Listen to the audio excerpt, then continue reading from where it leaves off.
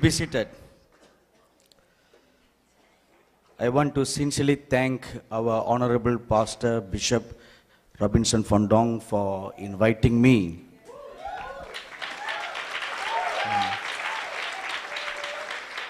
to be in this wonderful conference and to be in the midst of all you wonderful, precious saints. We thank you for all of you coming from, many of them out of state and even from other nations. And I'm sure this has been a wonderful experience and very edifying. Amen? Yes, amen, or no, amen? Yes, amen. You know, once I went to a ice cream shop to buy ice cream. So once in a while you indulge yourself, don't you? You know, when you have done the same thing as what I did, you give me the look as if you are so innocent that you don't eat ice cream at all. Once in a while we indulge in that fetish things. So I went to this ice cream parlor and I wanted to get the simplest ice cream. So you want to indulge yourself, but you don't want too much of that fat and the carbs and all that, you know. So I was just standing there and thinking which would be the nice one or the simple one to eat. So I asked the sales girl over there, how much will it cost? So she said, 1 scoop, so much. I said, all right. I put my hand into my pocket and I realized that I had enough money just for 1 scoop. So I told her, okay, this particular thing. And then she asked me, you know, if you get 2 scoops, it'll be cheaper than 1 scoop. No, I said, I have just all the money for 1 scoop. So she said, you know, she was encouraging me to get 2 scoops. So I remembered something that is very common in the US. You know the milk that you have half and half? So I asked her, how about half of this and half of that? So it will still make up 1 scoop, but you get 2. So she agreed. So I got half of this and half of that, the best of both worlds. In the same manner, today is the last day. So you get not half and half, but 1 plus 1, 2.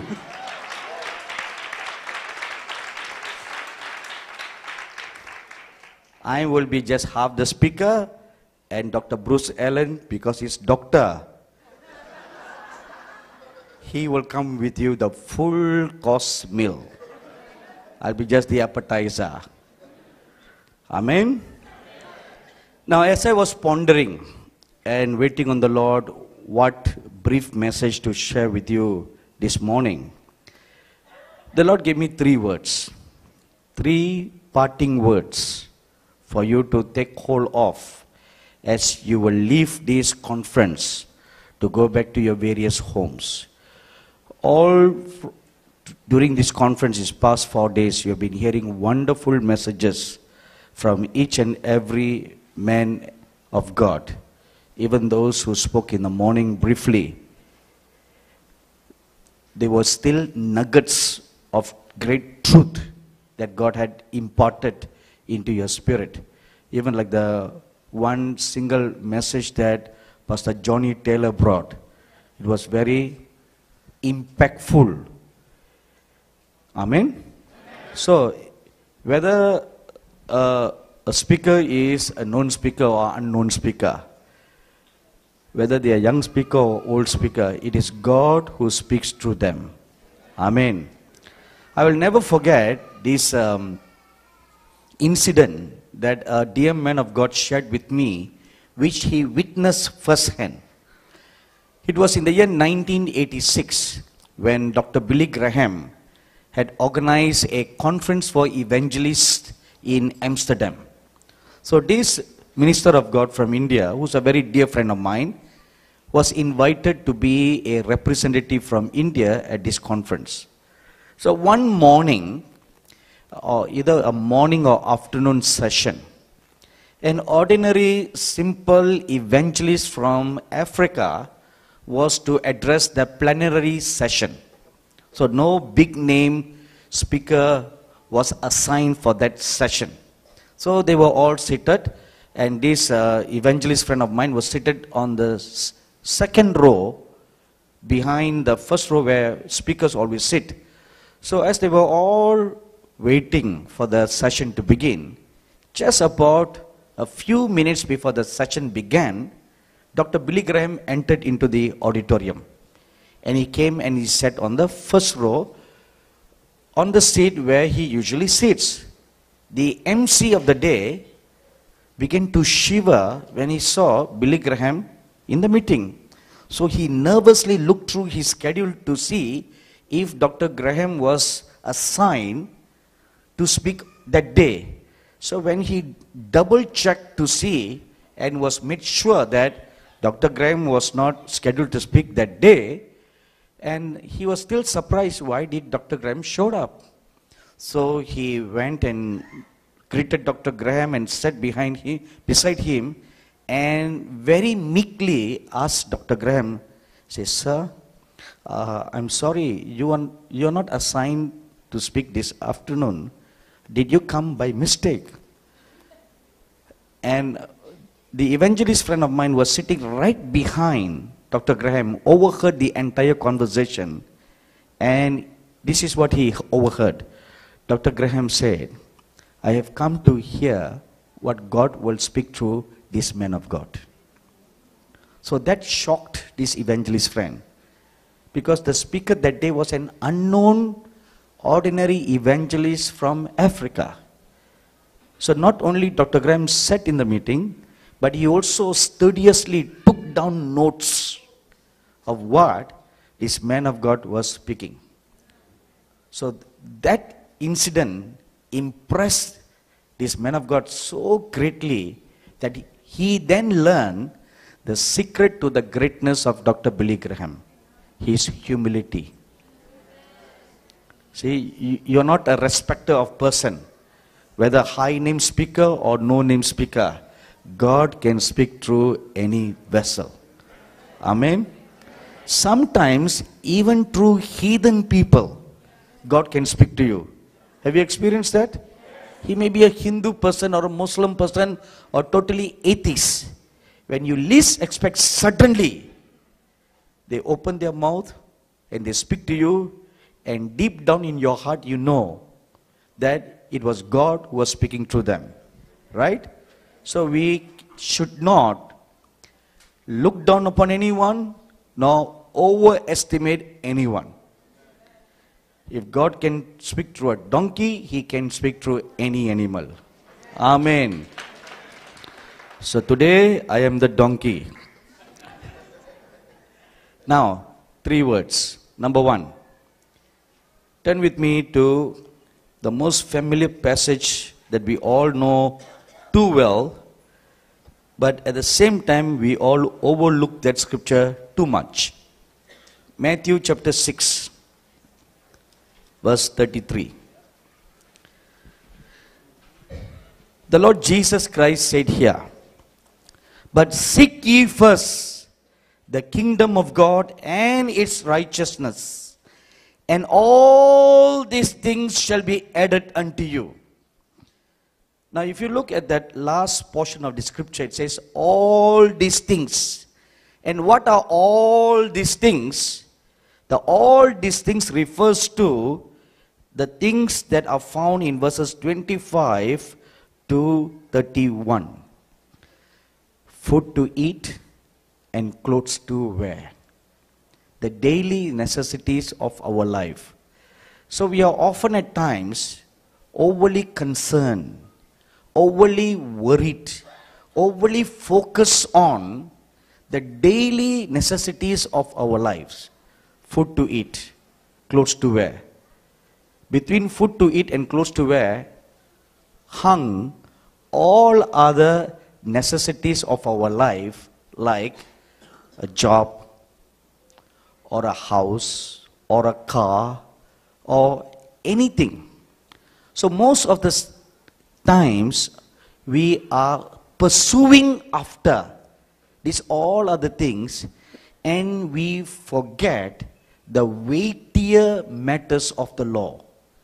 The most important thing that we should rather seek after is the kingdom of God. Not just the kingdom of God, and also its righteousness. Things or works pertaining to the kingdom of God. So if you do that right, then the Lord Jesus promises all these things that pertains to your natural life, God will provide without you having to open your mouth and ask for it. Look at verse 32. The Lord Jesus says, For after all these things do the Gentiles seek. So the Gentiles are the non-believers. People who do not know a good God who provides. They do not know all that. So the Gentiles, people who have no knowledge of God, seek after all these things. But you should not do that, because the second part of the scripture says, for your heavenly Father knows that you have need of all these things. Your Father in heaven knows that you need food to eat, you need clothes to wear, you need a house to stay, you need a car to drive, and you need a job to live by. Your Father knows all this. So when your Father knows all this, He also knows how to provide and when to provide. See, our problem is we are always, verse 25 says, anxious. We are anxious. And we rush after all these things. As a result, we lose focus on the kingdom of God. When the Lord Jesus Christ began His ministry, in Matthew chapter 4 verse 17 says, He preached saying, the kingdom of God is at hand. Now this was 2000 years ago. Say, He came to bring the kingdom of God in our midst. His dying on the cross opened the door for the kingdom of God to be in our midst. So when He died on the cross, He made all things possible for us. And Ephesians chapter 1 verse 3 says, we have been blessed with all spiritual blessings in the heavenly places in Christ Jesus. So technically, all things pertaining to our everyday life have already been provided for. So all you have to do is not ask for it. Take it. You see, this brings us to point number 2. The point number 2 is found in Hebrews chapter 5. Please turn with me to Hebrews chapter 5. In Hebrews chapter 5, the Apostle Paul, the author of the book of Hebrews, we don't want to fight over who wrote Hebrews. Let the theologians do that. But God has clearly revealed that it was the Apostle Paul who wrote the book of Hebrews. I did not receive that revelation, but it was Kenneth E. Hagin who had received that revelation. So when God has already revealed to one man of God, it's good for me to believe that revelation. Agrees everybody? One of the greatest, most blessed man of God that America had ever had is Dr. Kenneth E. Hagin. A very, very wonderful man of God who walked with God and who had the fear of God in his life, all the days of his life. So, the Apostle Paul reveals here. Now look at verse chapter 5 and verse 11. Of whom we have many things to say. Of whom? Concerning who? That is concerning Melchizedek. and hard to be uttered. Now we cannot say much to you because you are dull of hearing. Why are you dull of hearing? No, I'm not saying to you. Don't get offended. You are not dull, although we are dull. So who are dull? He was writing to his audience, the Hebrew people. Verse 12 says, For when for the time you ought to be teachers, you have need that one teach you again the first principles of the oracles of God, and are become such as having need of milk and not of solid food. So who drink milk? Babies. So the Apostle Paul could not teach deeper truths concerning the Melchizedek because the people are still babies. So what do babies do? They cry. Cry for attention. They just sit down in one place and they cry for attention. That's what babies do. But adults do quite differently. When they want something, instead of asking the daddy or mommy for this or for that, they just go right to the papa's pocket, put their hands into the pocket and take out whatever money they want. Do you have kids like that? Now what's the difference? See, my nephew who works for me in India, he lives together with me. When he needs something, I just tell him, go put your hand in my wallet and take out whatever you need. So he goes, because the uncle has already given the permission. So he goes and he takes whatever he wants. Of course, he tells me how much he has taken. And even if he doesn't tell me, it doesn't matter to me, because I always have very little money in my wallet.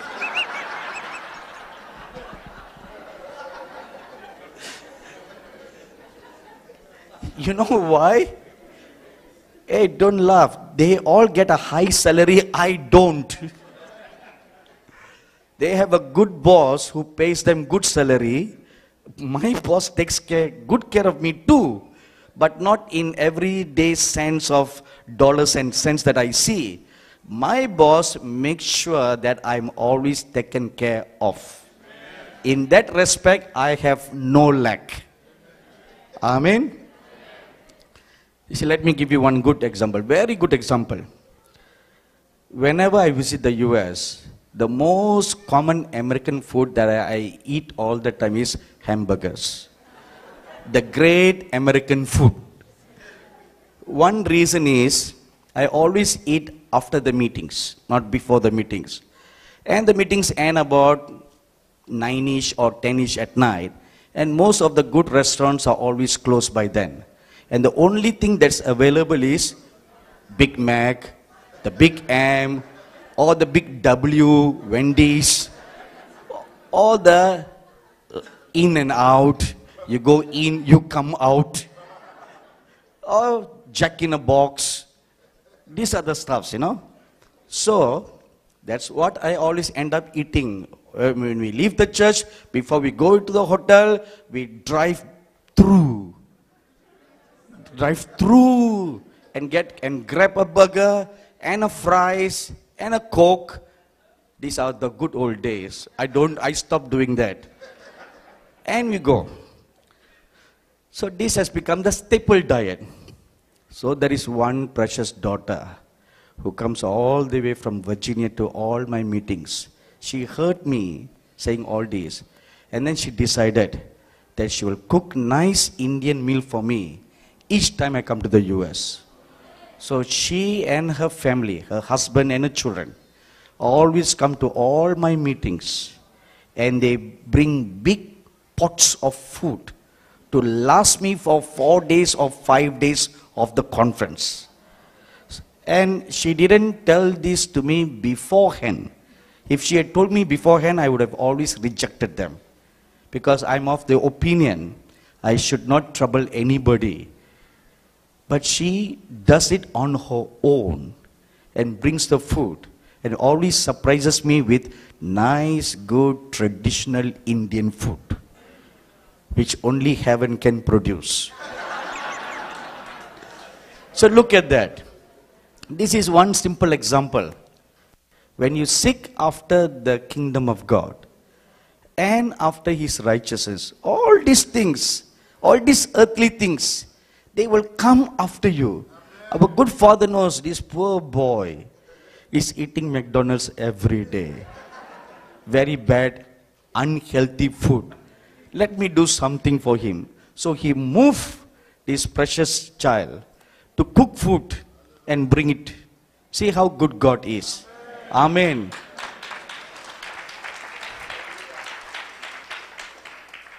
So, we must learn to do one thing.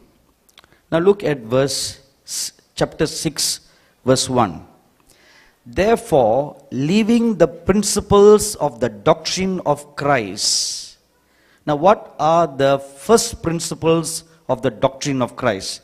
They are the foundation of repentance from dead works, faith toward God, doctrine of baptisms, laying on of hands, the resurrection of the dead, and eternal judgment. These are the first principles, basic doctrine of Christ. The Apostle Paul says in verse 1, let's leave them aside. That does not mean we discard. What he's saying is, those are for babies. When you are a baby Christian, you learn all these. But don't get hung up on them all the time. And he says, go on to perfection. Go the next step. Climb up higher. Go on to perfection. That is counsel number 2 from the Lord for you. Now if you look at verse 4, it says there, for it is impossible for those who were once enlightened and have tasted the heavenly gift and were made partakers of the Holy Spirit and tasted the good word of God and powers of the age to come. This is going on towards perfection. From one state you go to the next stage where you learn about what it means to be enlightened. See, this is what the New Agers are seeking after. But you have the word right here in the Holy Bible. So this is not New Age teaching, right? It's right here in the scriptures. To be enlightened has several meanings. One is the enlightenment of your mind, where the kingdom of God comes to rule in your mind. The kingdom of God is light. So when that light comes into you, you are enlightened. Number 2, the kingdom of God comes to abide within you. When the kingdom of God comes, now again the kingdom of God is light. Your spirit is enlightened. And when you attain that, you can have the same transfiguration experience, just like the Lord Jesus experienced on the Mount of Transfiguration. It is absolutely possible for you to have this exact same transfiguration experience like the Lord Jesus Christ.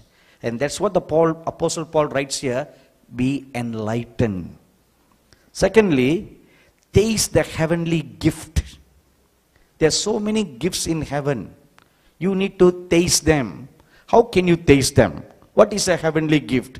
We read in Revelation chapter 22 that the tree of life brings forth 12 different kinds of fruits. So you need to taste them. What they are.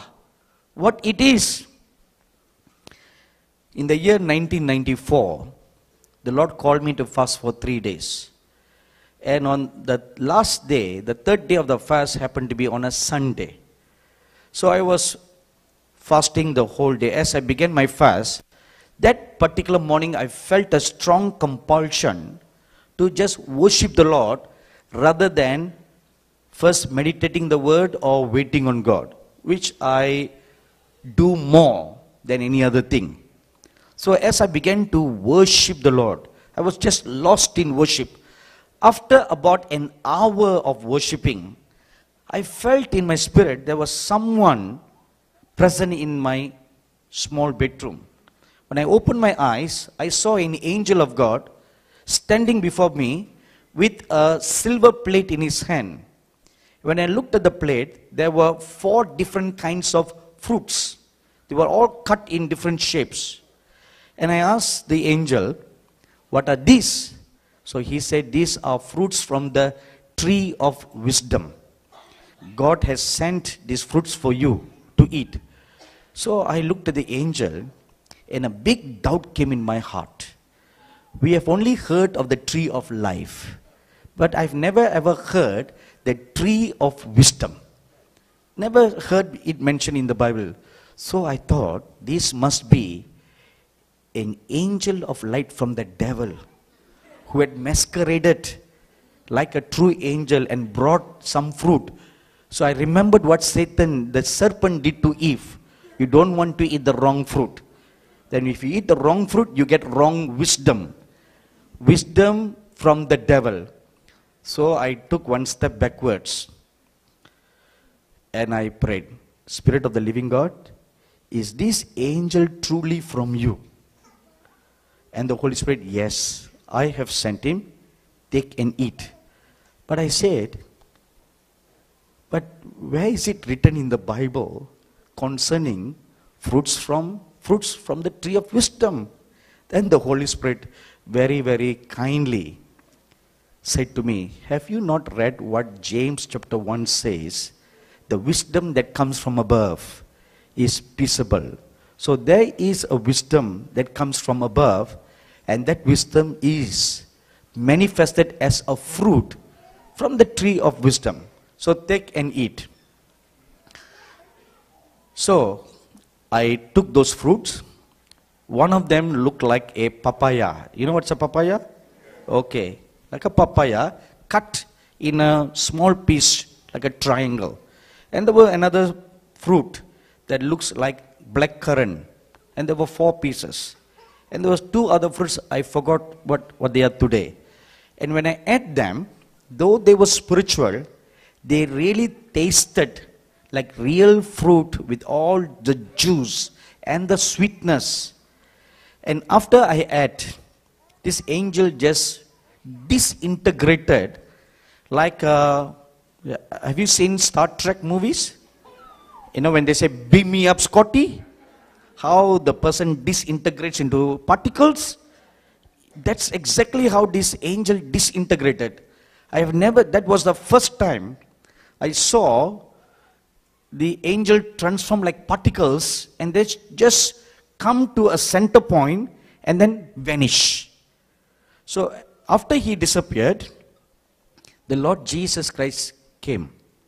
He came and he sat on my bed and he said, I have come, or first he said, since now that you have eaten fruit from the tree of wisdom, you will now understand what I'm going to teach you.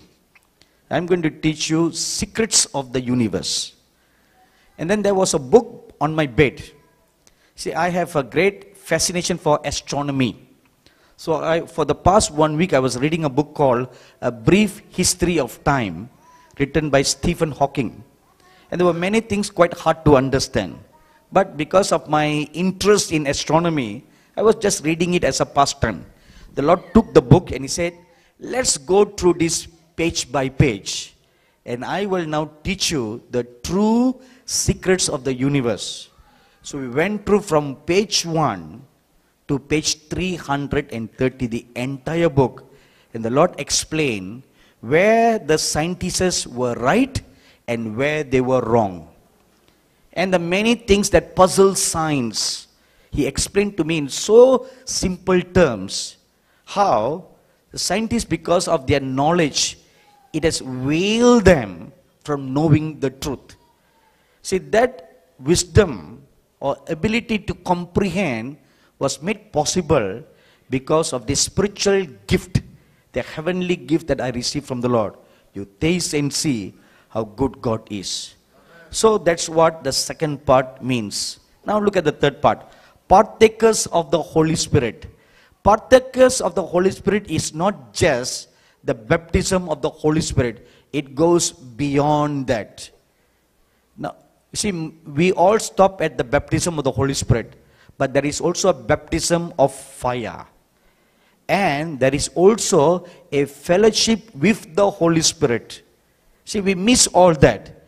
And we just settle down with the first basic principles for babies Christians, the baptism of the Holy Spirit. We should go one step beyond the baptism of fire and fellowshipping with the Holy Spirit, communing with the Holy Spirit. You can commune with the Holy Spirit, you can commune with the Lord Jesus, and you can commune with the Father. Three separately. It's possible to fellowship with them separately as individuals. If you read 1 John chapter 1, verse 7, it says, our fellowship is with the Father and with the Son, Jesus Christ. So you can fellowship with the Father, you can fellowship with the Son, the Lord Jesus, and fellowship with the Holy Spirit. Absolutely possible. And the three can relate to us in three different levels. The level of the Holy Spirit, the level of the Lord Jesus, and the level of the Father God. Absolutely possible. That's what it means here, partakers of the Holy Spirit. And verse 5, tasted the good word of God. Now this is not just merely reading the word, but digging deep into the word. You taste the richness of the word of God. When you begin to meditate deeper, each word becomes a meat. The Lord Jesus said in John chapter 6, the bread that you eat is my flesh, and he who eats my flesh will never die. Have you read that? Yes, sir. That word there, never die, he did not refer to spiritual death. He referred to physical death. Yes. So which means, if you keep on eating the flesh of the Lord Jesus, the word of God, you will never die, because the Lord Jesus said, my word is spirit and life. If the word of God is spirit and life, the scripture says the spirit quickens you. If it quickens you, means every time you meditate the word of God, the Spirit of God will quicken your body cells. When they quicken your body cells, it means your body cells are renewed like the eagles. So your cells are forever young. You all like to hear the word that, right? Young. You're forever young. Even 100 years young. Not only you stay young, but you also appear young. Appear youthful. But now we must look at it from the right sense of the word, rather than just, I like to look nice before a mirror. No.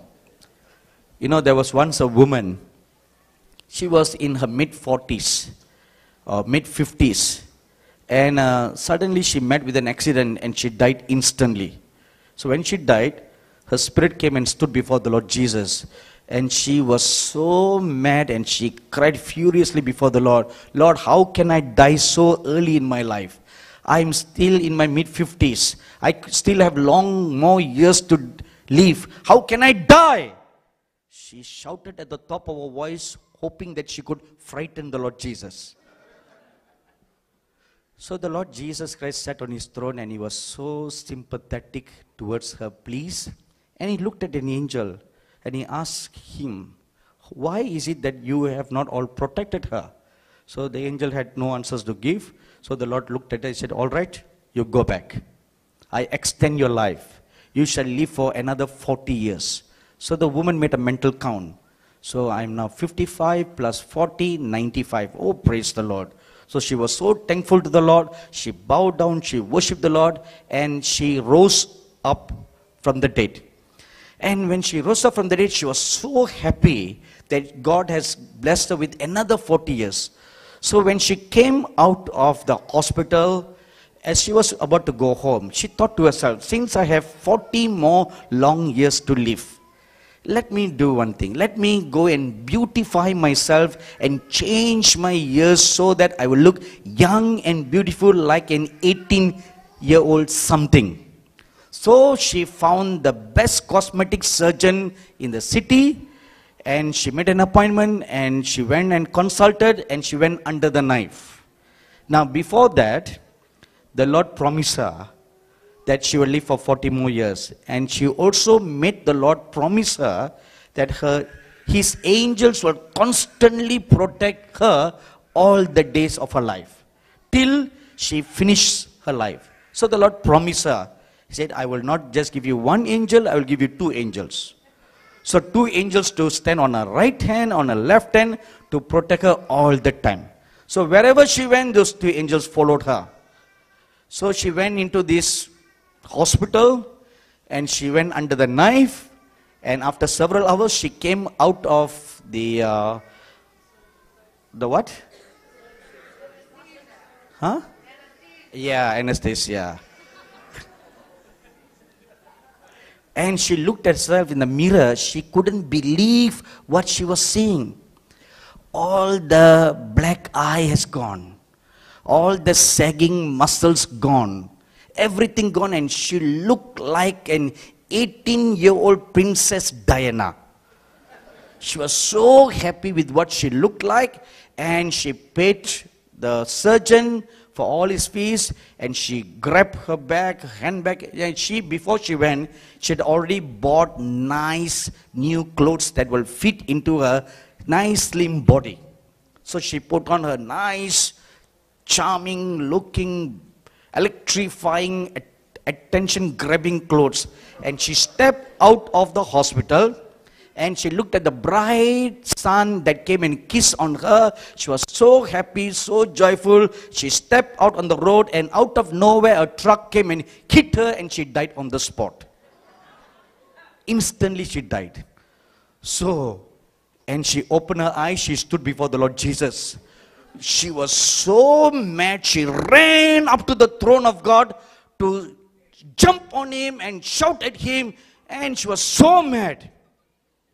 So if the two angels who were protecting by the left and the right of the Lord had not put their sword to stop her, she would have pounced on the Lord Jesus like a bear. So, and the Lord asked her, my dear daughter, what's your problem? So she went on pouring out her woes to the Lord, said, Lord, you promised me 40 years. How is it that I died? So the Lord Jesus himself was so surprised how this woman died when she should live for another 40 years. So he summoned the two angels who were assigned to look after her. So he asked the angels, how is it that you did not protect her? So the angels very meekly told the Lord, Lord Jesus, according to your word, we followed this woman everywhere she went, and we followed her right up to the time that she entered into the cosmetic surgeon's hospital. So we stood outside the hospital waiting for her, and we waited and we waited and we waited. We never saw her coming out at all. Then suddenly we saw a woman being hit by a truck. We didn't know who she was.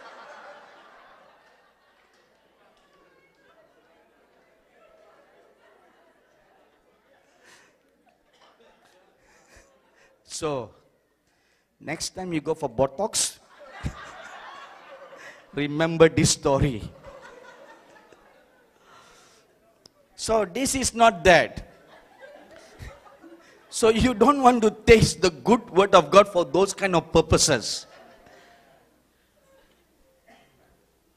You know, when you really eat the word of God, I tell you a truth, you can live forever. Because the word of God is true. Some 30 years ago, I heard this testimony of a Catholic nun in South India, how she has been living. At that time, this was in the 80s when I heard about the story.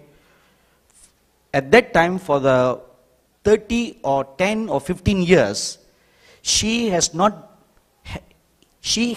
eaten a single morsel of bread.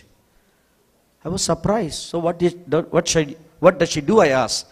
One day, she read the scriptures. Matthew chapter 4, verse 4. Man shall not live by bread alone, but by every word that proceeds from the mouth of God. So she read the scripture over and over again until it hit her, and she came to the realization that I don't have to live by mortal bread.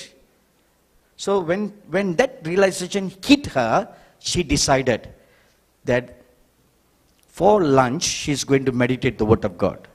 So when the lunchtime came, she had a cup of coffee, she sat down and she meditated the Word of God for 1 hour during her lunchtime. Then when dinner time came, she did the same thing. The following day, she did the same thing, and it went on till today, more than 30 years. Her meal is just a cup of coffee and the Bible. So I thought, now, for the woman to go by that kind of a diet, she must be as thin as a pencil. But I was told by the bishop who related this story to me, she is a heavy-set woman. And she gained weight just eating the Word of God.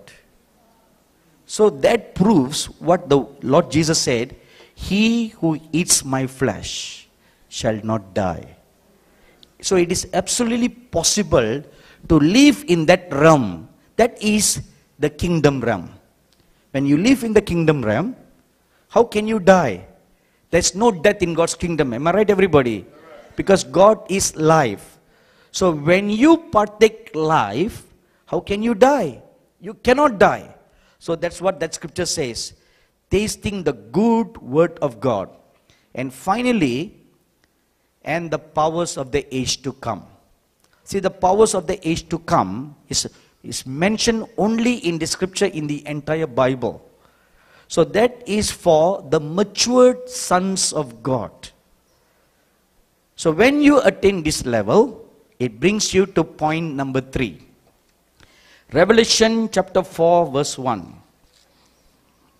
When you reach that stage, then verse 1 says, after this I looked, and behold, a door was opened in heaven, and the first voice that I heard was, as it were, of a trumpet talking to me, which said, come up here, and I will show thee things which must be hereafter.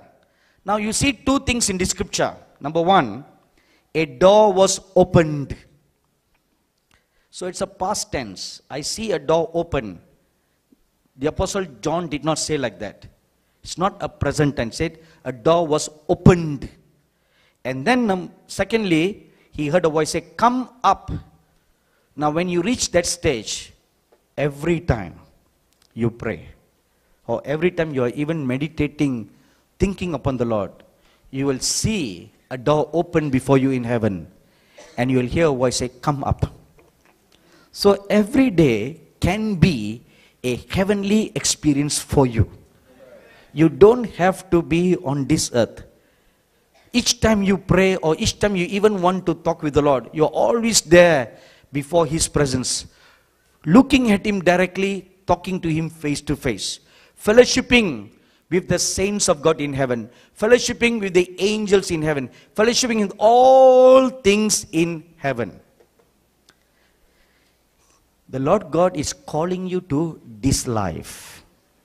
And this life is possible if you do the first principles. What is the first principle? Seek ye first the kingdom of God and its righteousness. This is the first principle. See, when you do that, you don't have to worry about, please pray for me for this, please pray for me for that. I'm sure a lot of people would want the speakers to pray for you. But if you come up and ask the speakers to pray for you, then you are behaving exactly like a baby Christian. Are you baby Christian? I will see whether you are baby or not after this service. If you ever come up to us for prayer, then we know who you are. Then you need a nipple in your mouth. That you should not be there. See, those are past. You should not be a baby all the time. You should progress to be an adult. Only then the Lord Jesus Christ can feed you with strong meat. Early this year, I was invited to the nation of Taiwan for meetings. So it was supposed to be a prophetic conference. And when I prayed, the Lord gave me words or messages for the nation. So all the 3 days, there were 3 different sets of messages pertaining to the nation, which from a normal point of view to a matured believer may look like very rudimentary, basic, simple messages. In fact, some of matured Christians who regularly come to our conferences later on commented to me, you know, we expected some real solid deep teachings from you, but they were so simple. So I told them, God looks at the audience. If the audience are just babies, how can you feed strong meat to a baby? So when the Lord looks at the audience and they're all babies, He gives them milk. Okay, this is what the babies need. Milk. In fact, some of my staffs in India, they have commented to me. They said, how is it that whenever you minister at the conference in Lancaster, California, you really teach very deeply and with marvelous revelations from the kingdom of God, but when you preach in conferences in India or elsewhere, you are just giving very simple messages. And the answer is very simple. The people who come to that conference are really deep seekers of God. So to those who deeply seek after God, then the Lord takes the riches out of His treasure, real solid strong meat, and He feeds them. So it all depends on our level, how we are. You can choose to be a baby, or you can choose to grow up. But it is the desire of God that you grow up. You should grow up. You should not remain as a baby only at the rudimentary, basic principles level. The end is coming very, very soon. Now please listen very carefully. If you don't grow your faith, when the time of testing comes, you will fail. You will fall. Your faith will not be strong enough to stand against the wiles of the devil that will come against us. The testings that is going to come upon the whole world, you will not be able to stand the test. And when the test of the mark of the beast comes, how are you going to withstand from taking that mark? Your faith will not be strong. When your faith is not strong, you will not be able to strengthen the faith of your children. So their faith is also very small. The faith of your family is baby. And when the test comes, your entire family will be the first person to take the mark of the beast. Because you will not be able to stand strong. Let me close by saying this true incident that took place in Syria a few years ago. A family of 4, father, mother, 2 children, Christians, godly Christians, very prayerful seekers after God. One day, the mother was praying and she heard the clear voice of the Lord tell her, "My dear daughter, will you offer yourself on the altar of sacrifice for me?" And she clearly understood what the Lord meant. It meant martyrdom. You know, there's a lot of religious threat in Syria and in the Middle East. So she did not hesitate to say, "Yes, Lord, I offer myself on the altar for you." So a couple of days passed by, and as she was praying one morning, she heard the Lord voice say, "My dear daughter, will you offer your husband on the altar of sacrifice?" So she hesitated. Because how can she speak for her husband without him wanting to offer himself? So she got up from prayer. She met her husband. She told him what the Lord said. And without hesitation, the husband said, "Honey, let's kneel down and pray." So they knelt down, they held hands, and husband and wife offered themselves on the altar of sacrifice. Okay. A few days later, the Lord spoke. They have two young cherubic looking children. You look at them, they have such a look on their faces that you want to lick them. You know, some children are they have such a cherubic look on their face. You just want to hug them and carry them with you all the time. Like that boy is one of them. Malachi, is he Malachi? Malak. Each time I looked at him, he's such a cherubic, angelic look on his face. You want to pack him and bring him home. Can I do that? Can I bring you home? See, he has got such a smile. He said, "You can try if you want." That's what the smile is saying to me. So that lady had two such children, small girls, 8 and 6. And the Lord told her, "My dear daughter, will you offer your two children on the altar of sacrifice?" She shot up from her knees, shocked at what the Lord said. And for several days, she just could not decide what to do. Then after 3 or 4 days, one day in prayer, she brought her two children and made them sit on her laps. And she spoke to her and she said, "You know, one of these days, bad men will come into our house. They will kick the door open and they will have hoods around their face and they will have a sword in their hand and they will kill mommy, they will kill daddy. When that happens, you must never deny your faith. You close your eyes tight. Don't open your eyes and see whatever screams or shouts you may hear. Just close your eyes tight and hold your little sister's hand tight. And then, a little later, you will feel something sharp on your neck. When you feel that, open your eyes and look at the man who has put a knife on your neck and tell the man, 'I forgive you for killing my parents and Jesus loves you.'" So the mother looked at the two girls and said, "Do you all understand what mommy is saying?" And the two girls perfectly understood what the mother said. And the 4 of them knelt down. They all held hands together. And they prayed and offered themselves on the altar of sacrifice. A week later, one morning, their door was kicked open. And in entered 4 ISIS terrorists. And they shouted at the top of the voice at the father saying, "Will you renounce Christ?"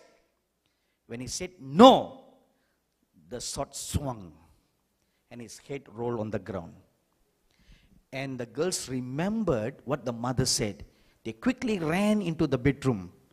And the older girl held the younger sister's hand very tightly and told her, "Close your eyes, don't look."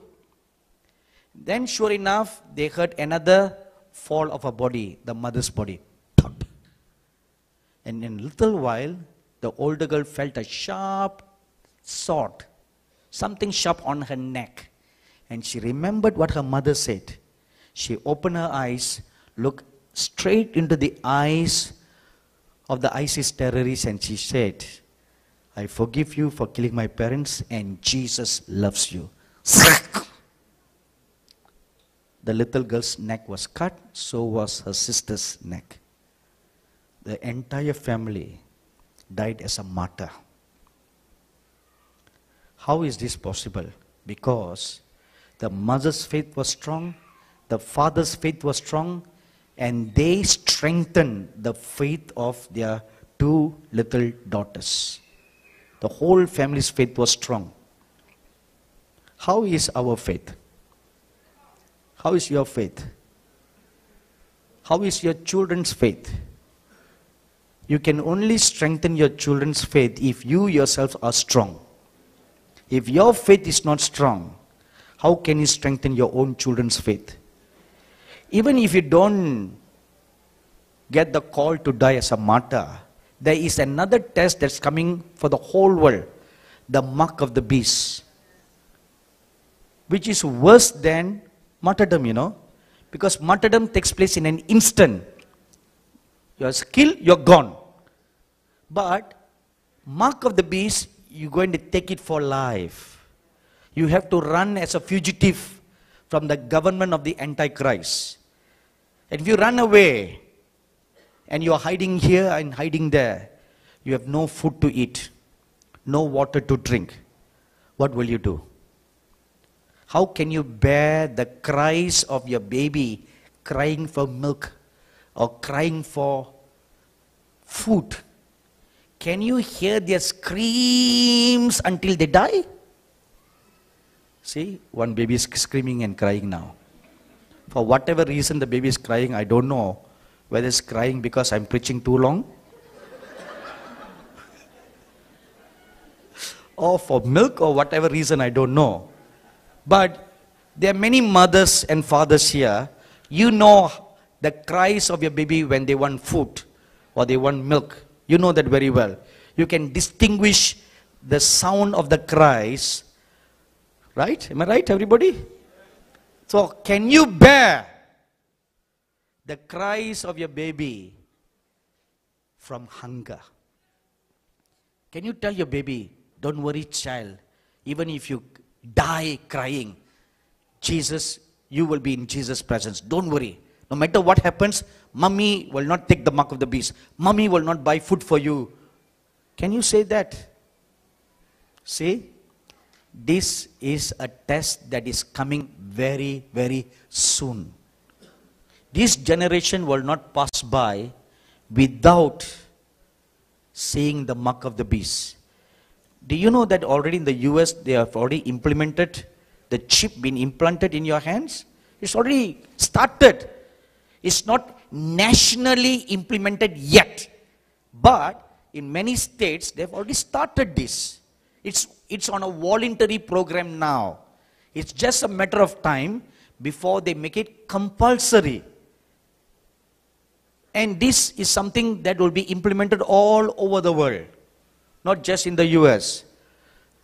So what are we going to do? That's why the word of the Lord to you this morning is, don't remain as babies. Go up one step higher as adults. Amen? Amen. Thank you, everybody.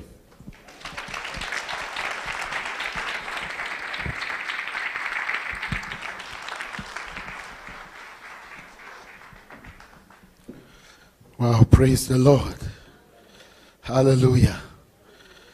Can we respond to the message? Can we pray? And pray that God will strengthen us, God will prepare us. Let's stand up together and pray.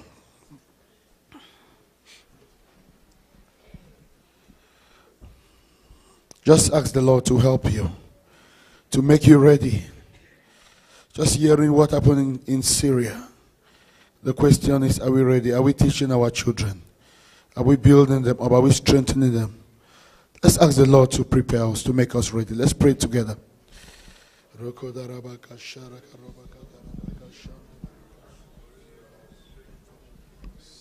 in the name of the Lord Jesus Christ. We pray that God of that you reveal to us and people, Lord, prepare your people, Lord. Equip us, Lord, and grant that each one of us, Father, prepare us as we walk with you and as we live for you. That all the days of our life we'll live for you, Lord. We'll do that which we must do, Lord God of us, to prepare for the coming of the Antichrist, to resist evil and to stay strong. We pray that nobody here, Lord God, will be unprepared, Lord, who will seek you, who will know you, who will study the word, who will feed on the word, and that a new era will begin in our lives, Lord, and that you will build, you prepare your church for the end times, oh great God. May each one of us be ready, may each one of us be prepared. We worship you because, Lord, you will get us ready. You will get your people ready. You will get your church ready for this time. Oh, great God, we honor you. We magnify your name. We thank you because it has been done to the glory of your name. In Jesus' name. Amen. Amen. We'll do what we did yesterday. Pray, hold the hands of somebody. Pray for that person. Amen.